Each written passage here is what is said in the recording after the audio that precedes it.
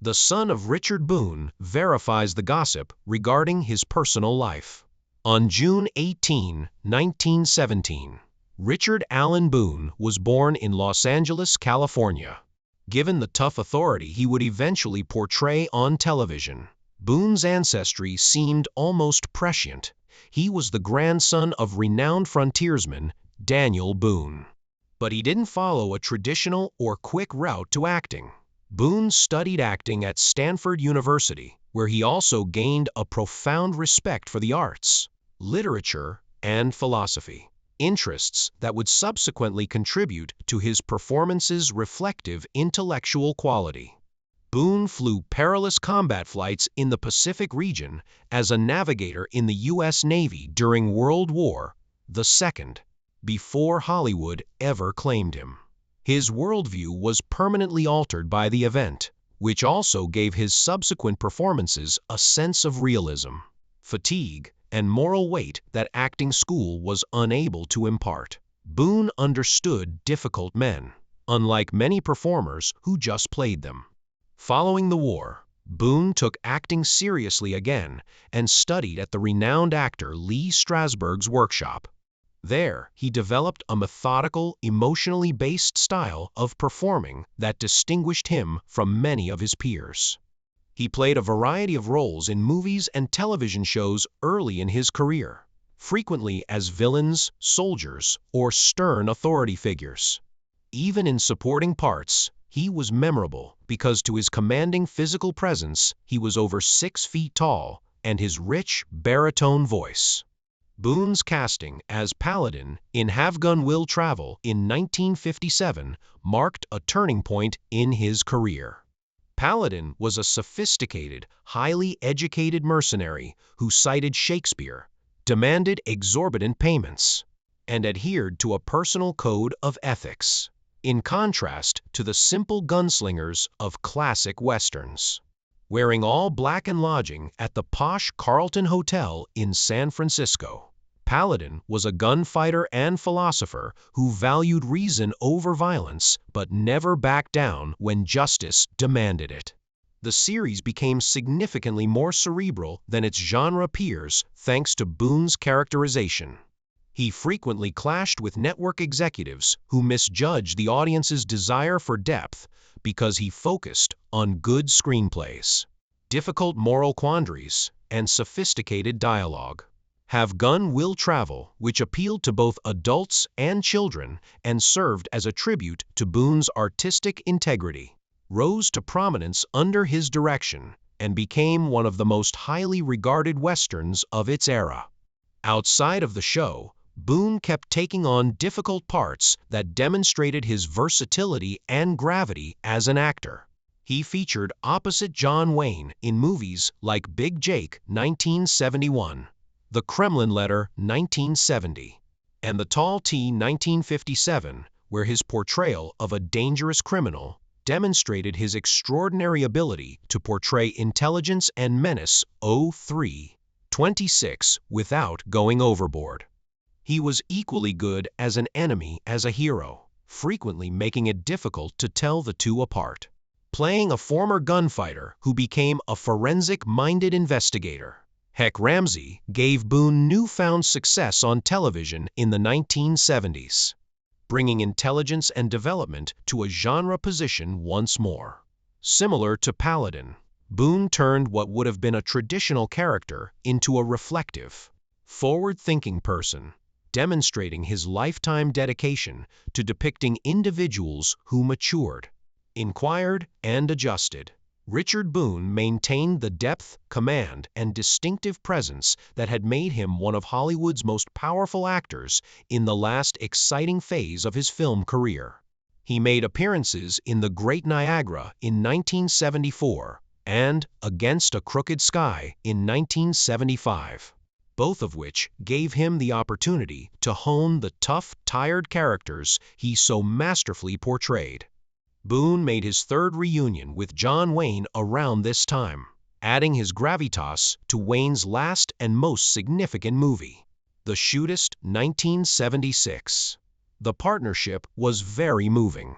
As he battled a terrible illness, Boone stood next to the elderly Duke in a drama that dealt with legacy, mortality, and the end of an era in great American film. Boone returned to his craft's origins while still working in the film industry. He returned to New York City in the middle of the 1970s and went back to the esteemed Playhouse, where he had previously received training as a young actor. Boone assumed the role of instructor there, imparting to a new generation of performers decades of hard-won knowledge. A lifetime of theater and screen work, and a deep regard for the discipline of acting were reported to have formed his presence in the classroom, making it both intimidating and inspirational. Boone's versatility and timeless appeal were also evident in his later work.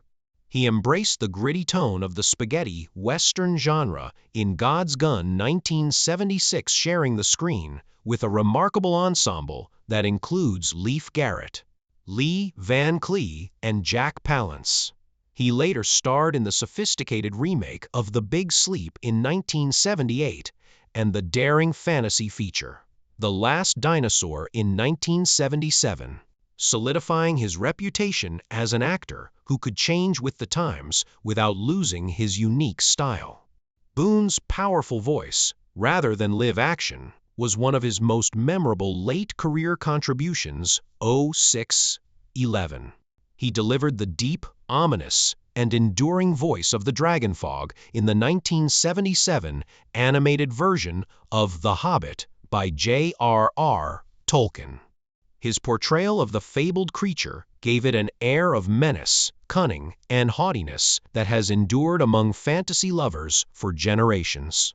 The Bushido Blade 1979 and Winter Kills 1979 were Boone's last on-screen roles, movies that ended his career with a subdued sense of intensity.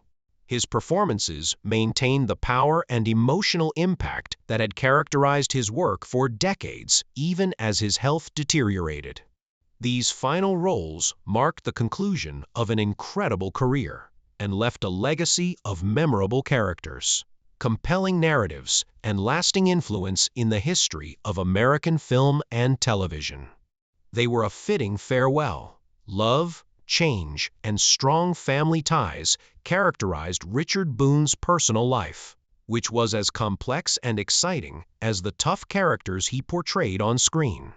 Throughout his life, he was married 3 times, each of which represented a distinct phase in his lengthy and complex journey. In 1937, when Boone was still a young guy figuring things out, he married Jane Hopper for the first time. Even though the union ended in 1940, it was during his formative years, a time when uncertainty and ambition frequently went hand in hand. Boone fell in love with Mimi Kelly over 10 years later. Their brief but important marriage, which lasted from 1949 to 1950, occurred while Boone was honing his art and getting closer to the profession that would eventually define him. Even if they were brief, these early marriages were a part of the human tale that underpinned the strong on-screen character, a man who was learning, developing, and looking for stability in both his personal and professional lives. When Boone married Claire Malone in 1951, the woman he would marry for the remainder of his life, that stability finally materialized. Their union formed the cornerstone of Boone's private life and lasted for more than 30 years, until his death. Boone created an enduring family life with Malone that contrasted subtly with the violent, ethically nuanced characters he frequently depicted on screen and television. Peter Boone, the kid they bore together, briefly carried on his father's legacy. As a young actor, Peter starred in multiple episodes of the classic Western series Have Gun, Will Travel, which solidified Richard Boone's reputation as one of the most powerful leading men on television. These engagements provided a unique opportunity to see Boone not only as a celebrity, but also as a father, bridging the gap between his personal and professional lives and sharing his world with his child. Richard Boone developed an intimidatingly strong on-screen persona for decades, a strong figure whose stern voice and penetrating stare exuded toughness, authority, and moral complexity. However, beneath the well-known performances and widespread recognition was a very personal battle that Boone strongly defended for the majority of his life. Only years later did the truth of Boone's concealed anguish start to come to light through his son's candid and agonizing disclosures. His son claimed that the tales that had been discreetly circulating among friends and coworkers for a long time were not exaggerations, but rather pieces of a far more terrible reality. According to Richard Boone's son, his father had what can only be called a secret life, characterized by physical deterioration, emotional suffering, and chronic pain brought on by a terrible illness that followed him about for years. Boone kept working and portrayed himself as strong and unflappable, but his personal life was becoming more and more controlled by sickness. His comfort and strength were gradually undermined by the illness, making daily life a struggle against excruciating pain.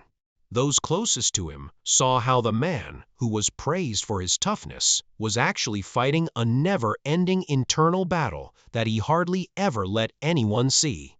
Boone's physical misery was exacerbated by behaviors he found difficult to break or justify. His son attested to the fact that Boone had a lengthy history of heavy cigarette smoking and alcohol consumption, habits that had taken root well before the last few months of his life. These were chronic dependencies that both lessened and exacerbated his misery, not sporadic pleasures. The harm caused by years of drinking and smoking became unavoidable in the final month of his life, hastening his deterioration and intensifying the sorrow of his last days. The most devastating thing was perhaps Boone's candor about his addiction, at least with his family. In a particularly unvarnished moment, Boone told his son straight out that he was an alcoholic without trying to justify or romanticize it. He admitted, "I drank until my throat burned, and it made me unable to drink anymore," revealing desperation rather than arrogance. The statement showed a man who was completely conscious of his self-destruction, yet helpless to prevent it. Boone did not dispute the damage he was causing to his loved ones and to himself. Boone went on, "I know it's harmful, but I can't control myself," his statements revealing a keen understanding of his situation. "There's something wrong with me doing it, even with the intervention of my loved ones." These comments highlight how much he struggles not just with alcohol, but also with the sense of inner brokenness that comes with addiction. Boone was caught in a vicious cycle that he was unable to completely break free from or give into, despite the love, support, and worry of his family. Through his son's disclosures, Richard Boone is shown to be more than simply a well-known actor. He is also shown to be a really human person who is flawed, hurting, and terribly honest when he is vulnerable. His tale is one of silent sadness rather than scandal. Millions of people admired a man who endured great suffering in quiet. By comprehending Boone's personal life, viewers are encouraged to look behind the mythology and acknowledge the price of suffering from addiction and disease during a time when these issues were rarely spoken publicly. The intricacy of Richard Boone's life, both on and off screen, was represented in his final chapter, which was characterized by quiet dignity, physical anguish, and a feeling of completion. At the age of 63, he passed suddenly at his St. Augustine, Florida, home on January 10, 1981, ending the life of one of television's most powerful and intellectually challenging leading men. By the time of his passing, Boone was suffering from throat cancer, a disease that was especially brutal to an actor whose voice had been one of his most potent tools, especially in Have Gun, Will Travel, where his measured speech and philosophical monologues helped elevate the Western genre above basic gunplay. Boone's deep, resonant, and authoritative delivery had been a key component of his on-screen image. Gradually, the disease stripped him of that characteristic, making speech itself an agonizing and draining endeavor. The loss was extremely personal and heartbreaking for a man who had once controlled sound stages with ease and assurance. Years of excessive cigarette smoking, which was customary in Hollywood at the time, and which Boone never publicly refuted, were thought to have contributed to his illness. Boone's lifestyle and the industry's culture had both included smoking, which was frequently linked to lengthy workdays, stress, and social drinking. The effects of those years became unavoidable as his health declined. Boone's illness continued to worsen in spite of medical intervention, resulting in severe complications that finally led to his death. Boone spent his final days in the relative quiet and seclusion of St. Augustine, a historic seaside city far from the spotlight of Hollywood, preferring to stay at home rather than in a hospital. He could live a more sedate life in Florida, free from the continual interference of the entertainment world, where he could think about his life, his family, and his career.